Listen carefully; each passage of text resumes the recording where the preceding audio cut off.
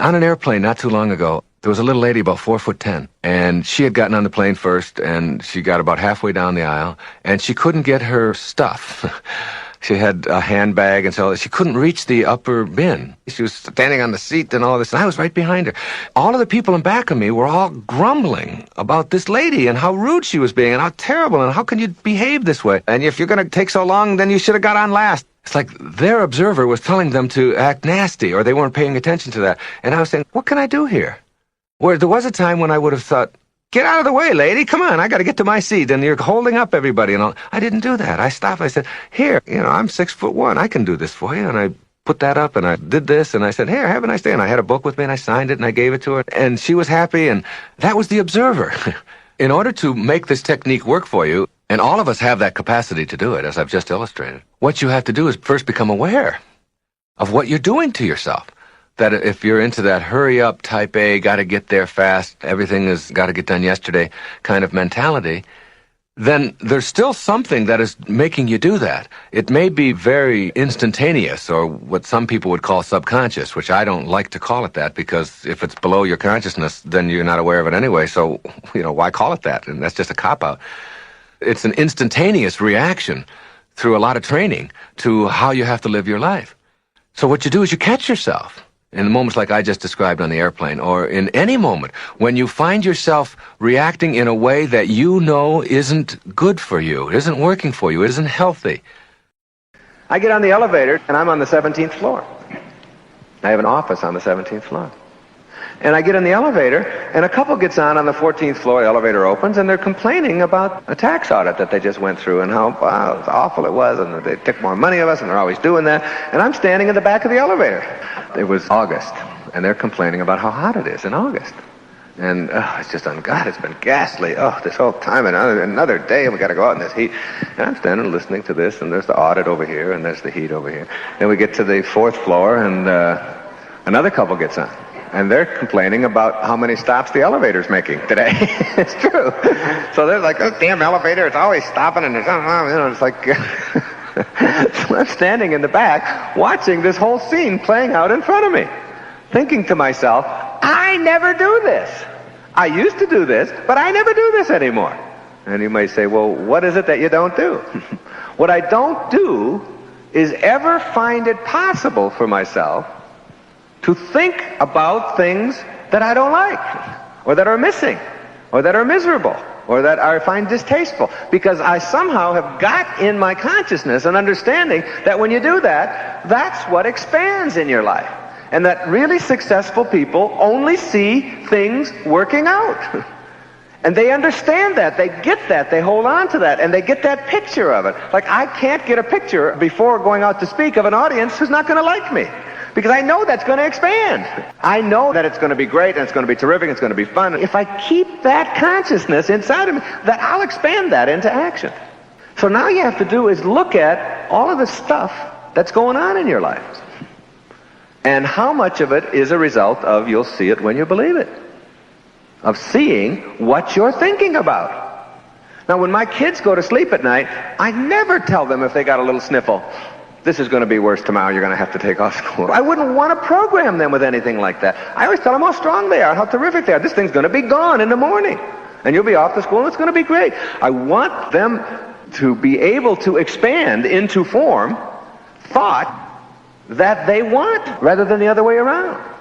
And people who are chronic complainers never seem to be able to get past that, and everything that they think about keeps coming up. And the tragedies keep multiplying, and the horrible things keep coming into their lives. And it's like that becomes a part of your consciousness. In an energy system where thought is the energy or the current, what you think about expands into action. It's like getting old. It's like I tell people, don't let an old person move into your form. Don't let an old person in. Don't let an old person move in. The age of your form isn't who you are. Age is universal and eternal. It goes forever. It's what the universe is. So you don't let that person who walks slow and talks slow and thinks slow, you don't let that person in. And when it's time for me to write another book, I don't even know what it's going to be. I just know that it starts germinating inside me. And it's like a calling, it's like a passion. And I'm over there at my writing space. And before I do, I come up with the title. And before I even write one word, I did it with this book, Wishes Fulfilled. I take a jacket, this isn't even my book. And I take this jacket and I ask the art department at Hay House if they will please design a book with this title.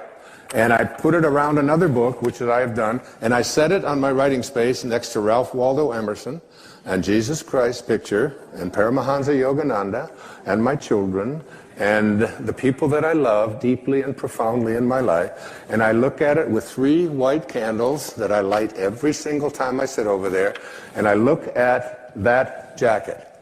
And it's as if I call those things, the book does not exist. I call it as if it did. This is one of the harder ones for people to get, but I'd like you to go again to the New Testament. Look at Romans 4:17. In the presence of him whom he believed God, who gives life to the dead, and calls those things which do not exist as though they did. And calls those things which do not exist as though they did. Those are very important, significant words. You have to be able to call the things which you have not seen yet materialize and manifest into your physical world. You have to be able to say to yourself, I call those things that I would like to become as if they already do. And you place into your imagination fearlessly the I ams which you would like to create for yourself. When my leukemia diagnosis came in, the information that was sent to me continuously was, it's incurable. This is something that you can't change. And I would say to my children who would send me this, I would say, I'd really appreciate it if you didn't send me that kind of stuff. And they'd say, what do you mean? Why, Dad? Why wouldn't you want us to send that? It says that right in there. I said, what part of I am well is it that you don't understand? Because I have placed that into my imagination. I have a wonderful quote by the man I've cited before. His name is Neville, and it goes like this. He says, disregard appearances, conditions. In fact, disregard all evidence of your senses, that is what your eyes and ears tell you, that deny the fulfillment of your desire, whatever it is you want to attract into your life. Disregard appearances, conditions, in fact, all evidence of your senses that deny the fulfillment of your desire. Rest in the assumption that you already are what you want to be.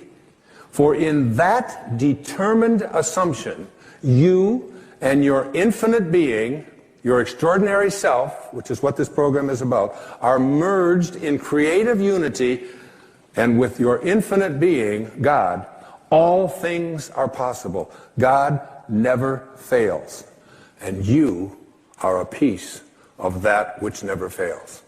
And you are going to move beyond just being a piece and just being a fragment and just being a segment until it becomes your overwhelming knowing that you have within you this divine capacity. You don't need evidence of your senses. I wrote a book a few years back. The title of it, I had to get my publisher because they didn't understand it. They called back, they said, I think you got this wrong. I said, no. It's called You'll See It When You Believe It. Not the other way around. People will say, well, I'll believe it when I see it. It doesn't work that way. You'll see it when inside you have a knowing. And Neville also said, therefore, to incarnate a new and a greater value of yourself, you must assume that you already are what you want to be, and then live by faith in this assumption. Now, this flies in the face of so much of what you've been told, because you have a tendency to believe that what your eyes and ears tell you is reality. But this is what we know by our senses. Just this little tiny fragment. I can't even get, it's like a millionth of a millimeter. And all that is unknown is in the invisible, in the imagination. And most of our attention is focused on, this is my beliefs and my disbeliefs about what is possible and what isn't possible are here. And it's an endless universe. So placing I ams into your imagination is one thing. It's an intellectual act. Living from the end means that you call the things which do not exist as if they did. You begin to say to yourself, you don't have to say it to anyone else, you don't have to write it down, you don't have to get anybody else's approval, you don't have to look on the internet, you don't have to do anything like that. I have had such a magical experience. While I was writing Wishes Fulfilled, I had so many divine things come into my life. In the book of Job, there is a very important statement.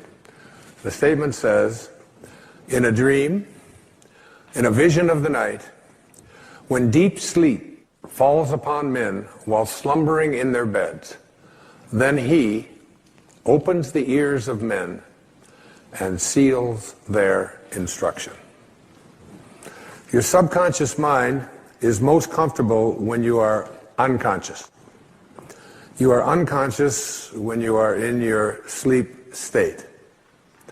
And in your sleep state, your subconscious mind is busy at work. And it's so important, I call it the last 5 minutes of your day.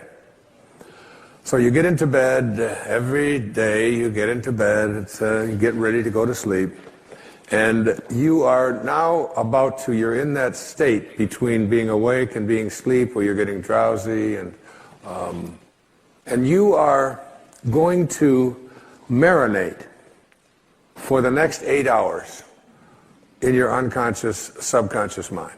You're preparing your marinade.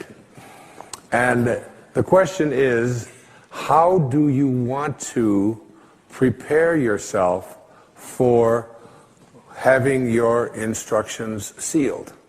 Your ears are opened and your instructions are sealed. So most people use the last 5 minutes of their day as they're about to enter into sleep to review all of the things that they don't like, and all of the things that didn't work, and all of the people that hurt their feelings, and all of the stuff that is going on in their life that they wish weren't happening. This is their worry time. This is the time when you fill your mind with all of this stuff, and then you go off into sleep, and he opens your ears and seals your instructions while you are slumbering. That's right out of the book of Job.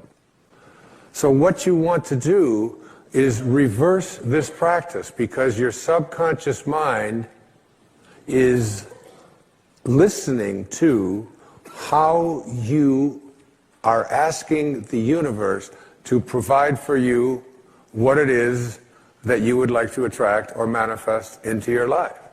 And if you fill your subconscious mind with all of the things that you don't want, that you don't like, that make you unhappy, that make you depressed, that make you worry, then your subconscious mind, which is impersonal, and remember, it can't make a distinction between what it is that you are feeling as a result of what you place into your mind or what is actually happening in your life.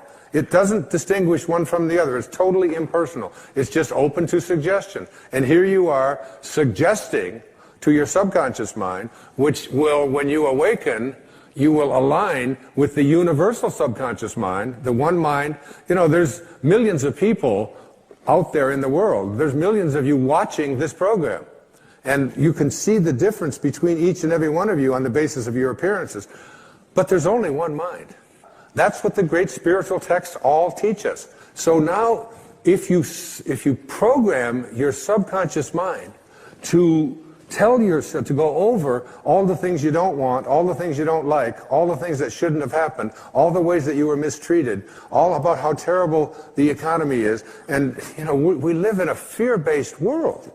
You want to shift away from that kind of consciousness and use the last 5 minutes of your day to program your subconscious mind with what you have placed into your imagination with your I ams.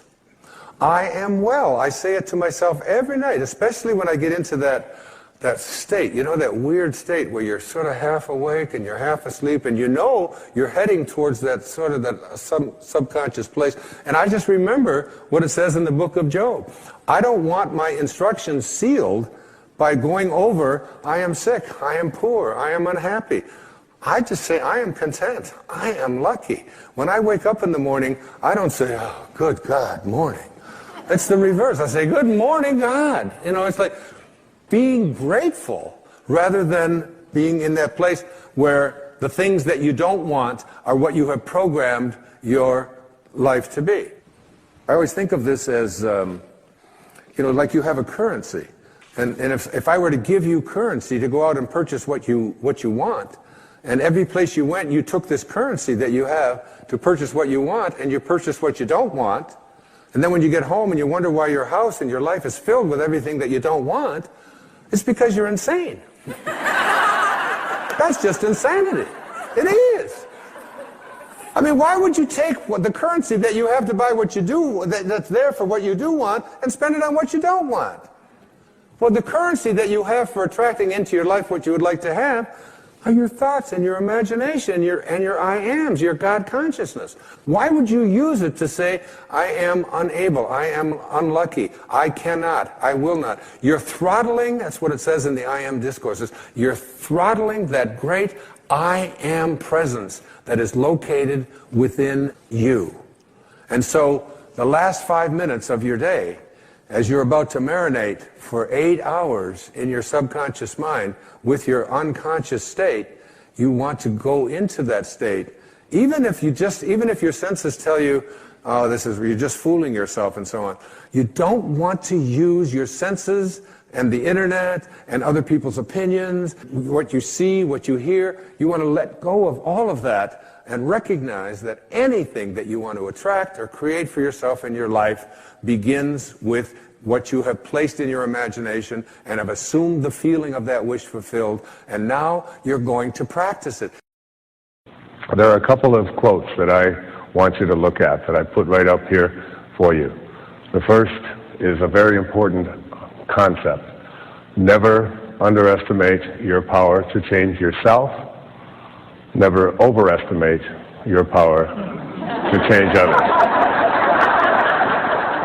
And the reason I put this quote out right here at the beginning of this program about excuses being gone is that no matter who you are, no matter what age you are, no matter how long you've lived, the promise I have of this program is that if you follow the steps that I am going to outline here for you, that if you've been overweight for your entire lifetime, if you've been addicted to anything for your entire lifetime, if you've lived a life of poverty for your lifetime, if relationships haven't worked for you, whatever it is, however long it's been with you, that there is a way to change those habits and to change the thinking that supports those habits.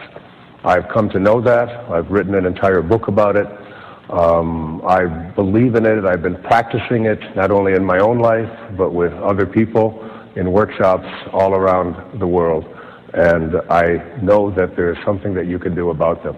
You can indeed change anything about yourself. Don't underestimate your own personal ability to make just that happen.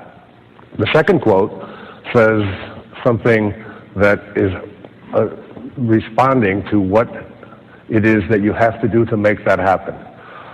Lao Tzu spoke about this in the Tao Te Ching. When you correct your mind, everything else will fall into place. So whatever these habits are, whatever it is that you have lived with for a very, very long time, it's about Don't underestimate your own ability to change it, and if you work at correcting your mind, in a very short amount of time, you can go from someone who had these habits to someone who's living at a very different level. I did a program not too long ago here for public television called Change Your Thoughts, Change Your Life. And it was based upon the great teachings of Lao Tzu 2,500 years ago in the Tao Te Ching that some people call the wisest book ever written. In that book, what I learned and what I tried to offer to the public who watch public television, it taught us and it taught me what to think, what ways to go about thinking that we didn't before. So many of us who grew up here in the Western world believe that you have to always strive, that you have to work hard, that the harder that you work and the more you set goals and the tougher that you are, the more you get done. In Change Your Thoughts, Change Your Life, I learned to think flexible, to think soft, to become humble, to be non-interfering, to remember that a journey of 1,000 miles begins with a single step. Take that step. Live in the present moment. You look at this beautiful set here, and this staircase is, I asked them to create it because it is the result of a quotation from Mark Twain. Habit is habit, and not to be flung out the window by any man, but coaxed down the stairs one step at a time. You almost think of yourself as at the top of this staircase. And each one of these steps on this staircase represents a way that we have of thinking that in the end keeps us either stuck in that habitual way of thinking or changing those thoughts and no longer identifying yourself as someone who is stuck, who's had a destiny imposed upon them. The idea that because you've done it for a very long time, or because you've lived with a particular habit for a very long time, is not a reason that it has to take a very long time to change it. If you're committed to that change and believe in it and follow the steps, one step at a time, you can emerge from this staircase. I told them I'd like to walk up this thing, but it's hanging from a thread up there, and I think that could be a mess, all right? Now I'm going to focus on how you can stop giving energy to the things you don't want and the things you don't believe in. But why would anyone, let alone you, want to give energy to what you don't want and what you don't believe in? Let's go back briefly to those 7 little magic words, as you think, so shall you be. This universal law applies both ways.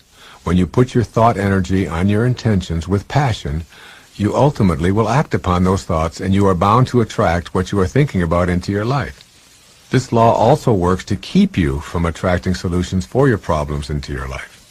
How does this work? Your mind is active all day long with some 60,000 separate thoughts. Examine those thoughts. How many of them are on what you don't want? With my luck, it'll never work out. This cold is getting worse each day. The deal will probably fall through. These meals will add 20 pounds to my waist alone. Quitting smoking is so hard. It'll probably rain and ruin the outing. You begin to get the idea? If your thoughts are on what you don't want, no matter how much you abhor the thought of what you don't want materializing into your life, you will act upon those thoughts, and more of what you don't want will keep showing up. Here's how to change this old habit. When you find yourself thinking a thought that focuses on what you don't want, no matter how insignificant it might be, stop right there and silently ask yourself, what do I want? That is, instead of thinking that your arthritis is going to get worse, which is precisely what you don't want, then change the thought to an intention. This arthritis is going to disappear from my life completely. Eventually, slowly but surely, you will begin to act upon this new intention, which is a faster energy, and this new intention will become your reality. You will do whatever you have to do to avoid suffering with your arthritis. You will not complain about it because you are no longer thinking of it as a problem. And miracle of miracles, your body, which is a system of energy, will react to your thoughts as well. But more important, you will be putting your energy on solutions. For instance, in a parking situation, your thoughts shift from, there will likely be no place to park, to, I'm looking for my parking place. Suddenly, you've stopped looking for no place to park, and the energy changes to accommodate you. The secret lies in the continuous reminder to yourself to first stop the outward verbal expression of what you don't want, second, catch yourself and examine the thought behind that expression, and finally, shift to an intention of what you will be creating for yourself, even if you don't know how you will create it, because ultimately you will access higher and faster universal powers to provide you with the solutions. Here's another reason why it is so difficult for people to become problem eliminators and attract into their lives what they want. It is very easy to spend your energy on the circumstances of your life, or on what is. Even if you detest the circumstances of your life, if you place your energy on what it is that you despise, you will act on those thoughts, and those conditions which you despise will continue to manifest into your life. This is one of the most troubling energy areas to change, largely because you have very likely been surrounded by people who complain and whine about their life circumstances. Let's say you have very little money and you label yourself as poor. How much time do you spend thinking and talking about being poor, complaining about the circumstances under which you are forced to live, whining about the shortage of money? Keep this statement in mind if you are in this category of scarcity consciousness. You cannot manifest prosperity from thoughts of, I hate being poor. What is required of you is a shift from the energy of what is onto the energy of what you want and what you intend to create. Every time your thoughts are on the circumstances of your life which you dislike, shift to what you would like to experience as your present circumstances, and then make the big leap to higher spiritual energy by visualizing what you intend to create. This applies to everything in your daily life that you call a problem. You cannot manifest thin from thoughts of, I hate being fat. You cannot manifest purity from, I despise being an addict. You cannot manifest health from, I abhor being sick. In each of those assertions of what you dislike, you are giving of your thoughts to create more of the same.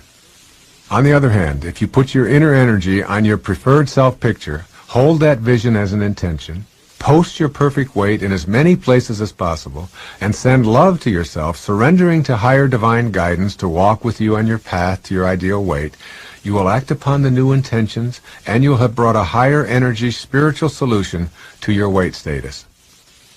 If your energy, in the form of your thoughts, is on the illnesses or discomforts of your body itself will react to those thoughts. As Norman Cousins put it, the greatest force in the human body is the natural drive of the body to heal itself, but that force is not independent of the belief system. Everything begins with belief. The following principles represent my personal view on how your mind and your subsequent behavior can move you from toxic energy levels of the material world into the level of spirit, wherein lies the solution to any and all problems. Practice the presence of spirit. Practice awareness of the impossibility of being outside of the omnipresent spirit. Some ways of doing this are to remind yourself when you first awaken that this is a day that God will be with you at all times. Every meal you eat, be mindful of what it took for that food to reach your plate. When you make a phone call, drive in your car, or enter your workplace, begin to have this God realization. As you practice being mindful of the presence of the divine invisible spirit, you will notice a greater sense of peace, a stronger feeling of being safe and secure, a knowing that you are healthy and living from an inner sense of integrity. These feelings result from simply silently practicing, and I emphasize silently. No preaching and converting others to think as you do. Simply realize the presence of your source from which you are never truly separated, except in your own mind. Your mind is the substance of all matter. Take a look at your right hand. Would you describe it as intelligent? No, because intelligence is the mind that directs your hand to move, to grasp, to make a fist, or wave goodbye. Your hand responds to the directives of your mind. Now think about every other organ of your body, your heart, liver, spleen, all of which were created to act in accordance with the central divine intelligence within them. If you so elect, your entire body will respond to the directives of your mind. Direct, insist, demand if you must, that your mind be in harmony with the divine mind, and your energy will go from slow to fast, from material to spiritual, from problems to solutions. Mortal sense needs to yield to make room for spiritual awareness. When confronted with a problem, stop in the middle of it and remind yourself that God is on the field and that you can surrender to that realization. I received a letter from a woman who was diagnosed with cancer and given only a few months to live. She decided to keep this information from everyone she knew, including her husband and children. She rented a cabin in the northern Minnesota woods and spent every day silently yielding her mortal sense and opening herself to spiritual guidance. The days turned into weeks, and the weeks into months, with every day devoted to communing silently with God and releasing her attachment to her body and the cancer that had invaded it. She began to feel stronger as she no longer identified herself with her body. When she returned to her home, she never again even visited a medical facility. Today she thrives some 9 years after her terminal illness diagnosis. The commitment to yield her mortal sense and allow the calm, peaceful, serene, loving presence of God to handle the cancer was what she intuitively felt was her pathway to healing. Send love to and pray for your enemies.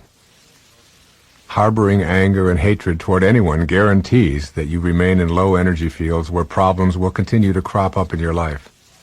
I suggest that you examine every relationship in which you feel judgmental thoughts of anger and hatred. Replace those thoughts with energies of acceptance, kindness, and love. You will have to make a personal commitment to, first of all, notice what you are feeling, and then exercise your ability to choose to send love. When your heart becomes pure, your enemy becomes your friend, or even more significantly, your teacher. Your worst enemies are your greatest teachers because they allow you to examine the emotions of anger and revenge and then to transcend them. They give you the exact tools you need to elevate yourself to the spiritual energies that provide your solutions. God is not withholding. Imagine for a moment that you know a person who has stored away everything you want or need for your happiness, but refuses to let you have them unless you do his bidding, ask properly, and behave as he wants you to. Furthermore, this person can heal you of the disease, but allows you to suffer for now, and maybe will consider healing you at some future date. This would not be a very nice person, let alone a very nice God. Is this the kind of withholding God that you imagine the spiritual energy to be? In the scriptures it clearly says, "And everything I have is yours." These 6 little words may be the secret you've been looking for to raise your awareness to a spiritual level. Whatever solution you seek for whatever problem you may have is available to you in this moment. It is in you, not in some mythical Santa Claus-like being floating around in the heavens, dispensing goodies to some and baddies to others. You are always connected to this universal source of present moment energy. You are not being punished. Just as God does not withhold, God does not punish. The idea that God could be punitive is inconsistent with spiritual awareness.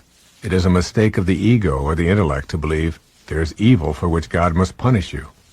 You correct an error by bringing truth to it. The idea that God will condemn you is not consistent with a God of forgiveness. You believe either in one power or two.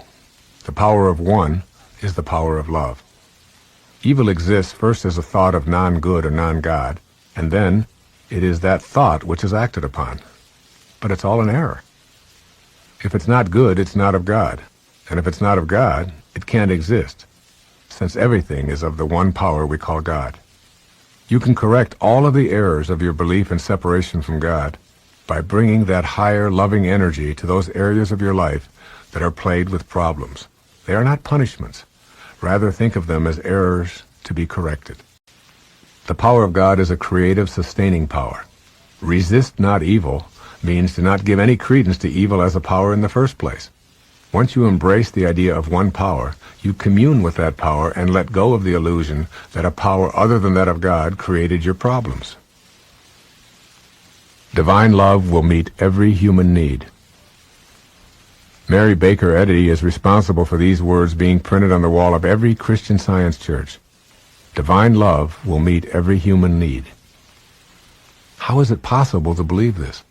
People continue to have many unmet needs in the presence of divine love. They feel divine love and still their problems and sicknesses persist. This statement does not imply, as many who wish for the resolutions to their problems assume, that divine love is out there doing it for you or to you. Divine love is something that you must express, and when you do, your every problem or need will be met.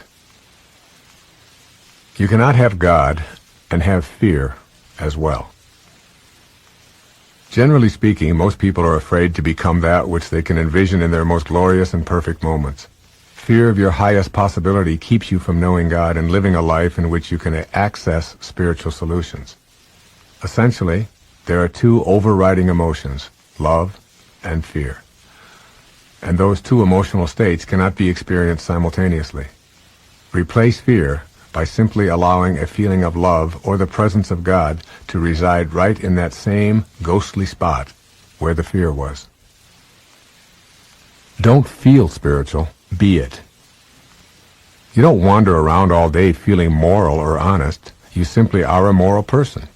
If you consciously felt moral, you would be broadcasting it all day. Instead, you simply are honest and moral, and your behavior comes from within you. The same is true of your spirituality. Being spiritual is not an emotional accomplishment to praise yourself for. It is your way of being with God that is as natural as your health, morality, or even your artistic sense. Trying to feel spiritual is not the same as being it. By simply recognizing your connection to God and inviting that part of yourself to consciousness, you are raising your energy level to the level of spirit. But if you make yourself a pawn in a game of how mystical can I feel, you invite ego to begin to try to get more spiritual points than your opponents. It is that very elitist world of the lower vibrations that you want to leave behind. Don't try to feel spiritual.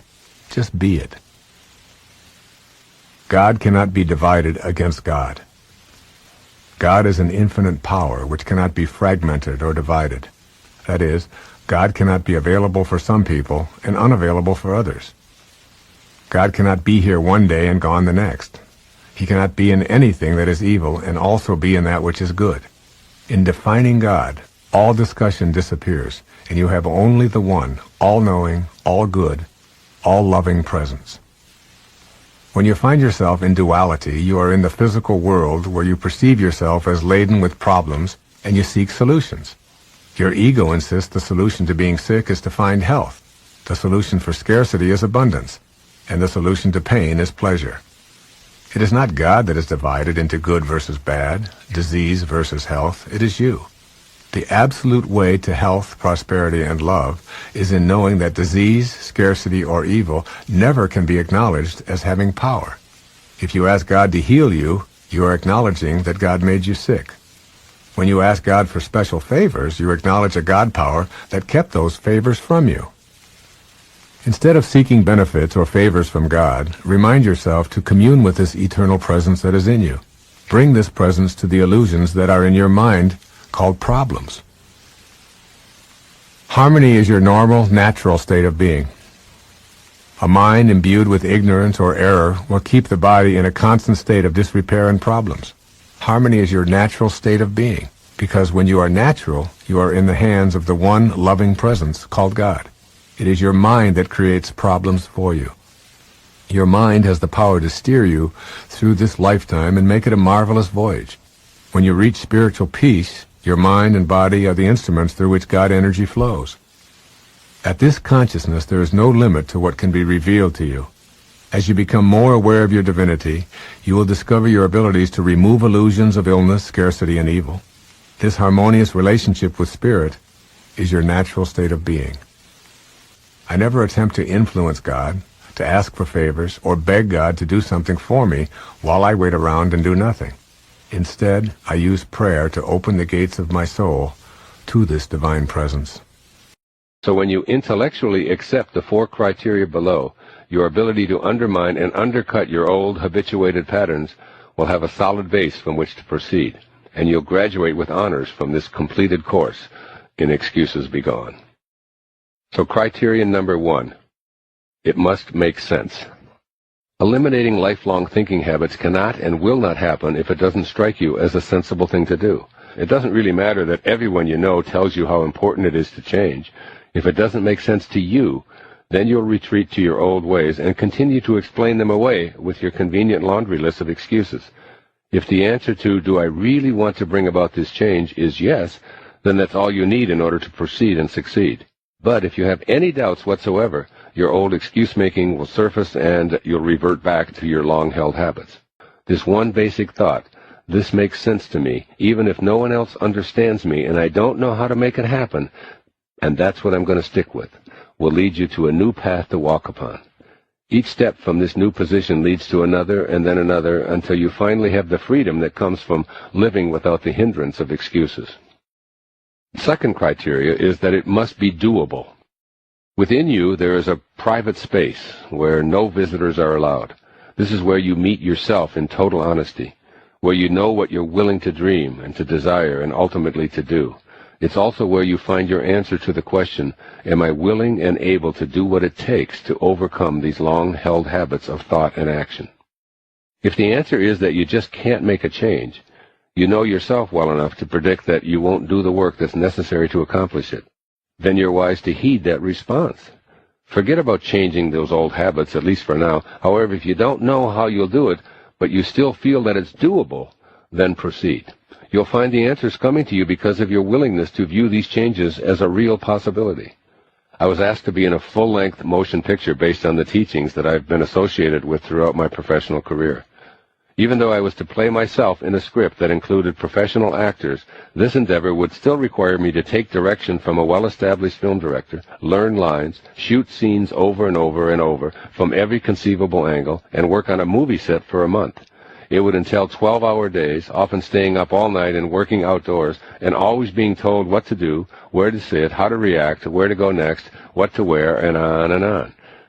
These experiences were certainly foreign to all that I've done in the past 3+ decades, but it was doable for me. In that quiet, private place within me, I was thrilled at the idea of learning to become an actor in a movie based upon my teachings. Once I knew that this project had an inner go, I totally surrendered to the process. Criterion number 3. It must allow you to feel good. Your left brain deals with the details of your life. This is where you analyze, compute, figure, and get all of your ducks in a row. And the first two criterion detailed above speak right to it. When you ask yourself the question, can I create a rational reason to change? Your intellect responds, yes, indeed, that does make sense, and I really believe that I can do this thing and bring about the desired changes. Your right brain, on the other hand, deals with things like your emotions, your intuition, your enthusiasm, your awareness, and even your consciousness. If you want to shed old habits and excuses, take some time to visit that private place within you. Close your eyes and visualize yourself as being completely free of these limitations. How does your body react?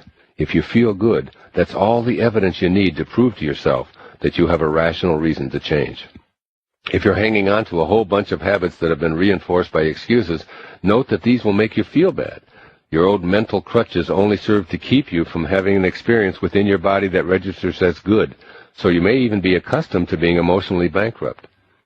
Pain, anxiety, fear, anger, and the like show up in your body as rashes, eczema, heart palpitations, arthritis, backaches, headaches, stomach aches, diarrhea, eye strain, cramps, and many more ailments too numerous to mention here. The point is that these emotional reactions that show up in the body can become your way of life, to the point that they define your reality. And when you're questioning why that is, that's when the excuse, I've always been this way, tends to rear its ugly head. You can feel better, you can feel healthy, you can feel strong, you can feel blessed, you can feel joy.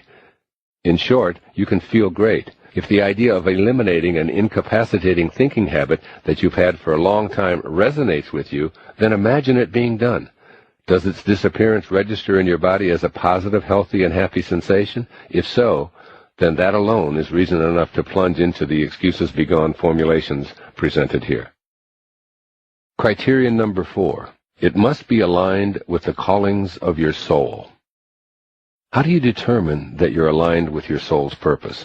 You know by the way the rational reason speaks directly to you in that personal place within. The thoughts and feelings that surface tend to go like this. This is truly who I am. By making these changes and eradicating these excuses, I will be living my life on purpose, fulfilling a destiny I came here to accomplish.